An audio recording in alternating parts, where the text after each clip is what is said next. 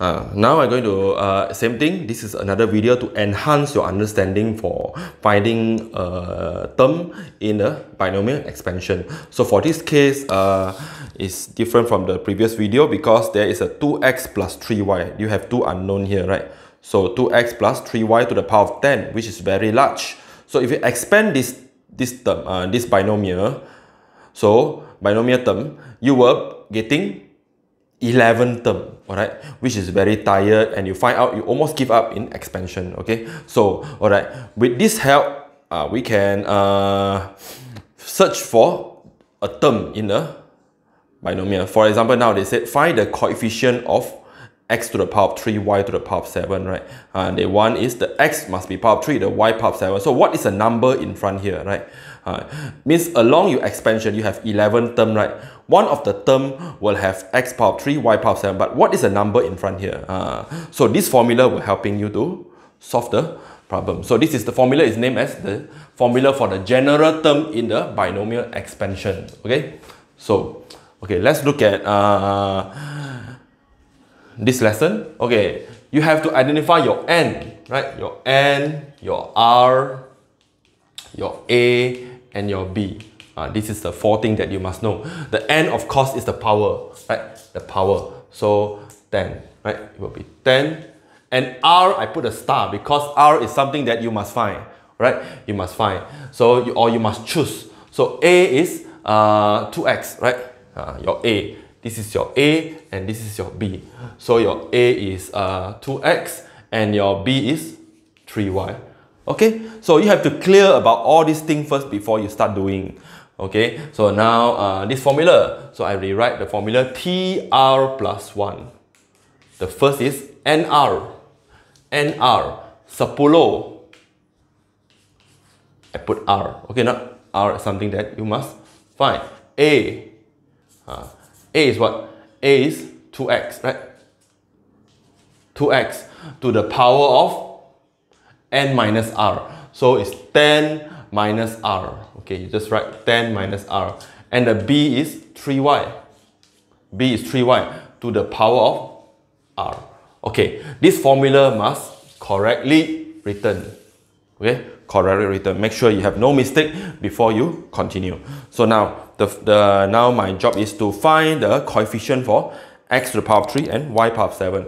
Okay, you can pause the video, you can try first before you look at the solution. So now, very simple. You want y to be power of what? You look at this. You look at the first case here. You want x to the power of 3, y power of 7, right? Means the y have to be 7, the x have to be 3, right? X to be 3. So what is the suitable value of r? Suitable value of r. So this is also another thing that you must consider.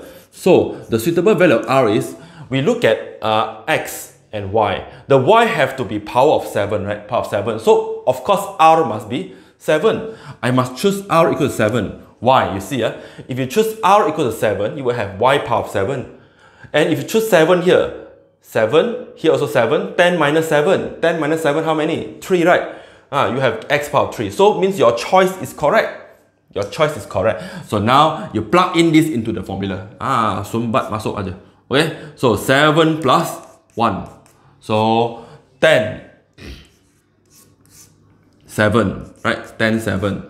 2x to the power of 10 minus 7, right? You choose the r.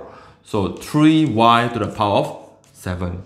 Now you can get that term very easy. It's the 8th term. So this is 10c7 times with 2. 10 minus 7 is 3. So it's 2 to the power of 3. And x to the power of 3. Multiply with 3 to the power of 7. And y to the power of 7. Now you can see. Right? x3, y7. So you rewrite as 10c7. The number all I put in front. 2 to the power of 3 multiply with 3 power of 7. This is the coefficient for x power of 3, y to the power of 7. So using calculator, you can know the value, the coefficient here. So 10c7 multiply with 2 to the power of 3. 3 multiply with 3 to the power of 7. Right, 2 power 3 power 7.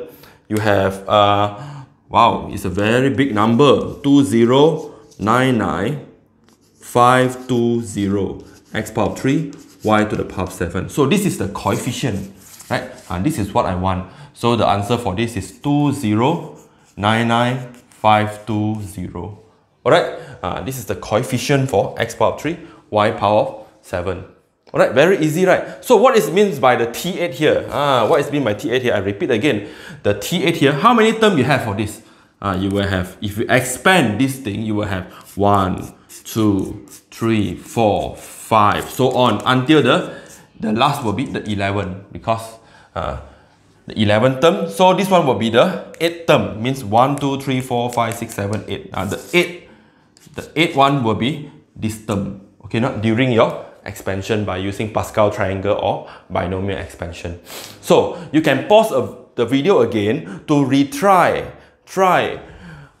for these cases, right?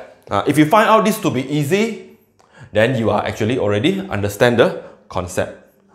So now, alright, let's move on with the second one. You can pause the video first. So now what is the suitable value of R? Now I just erase this only.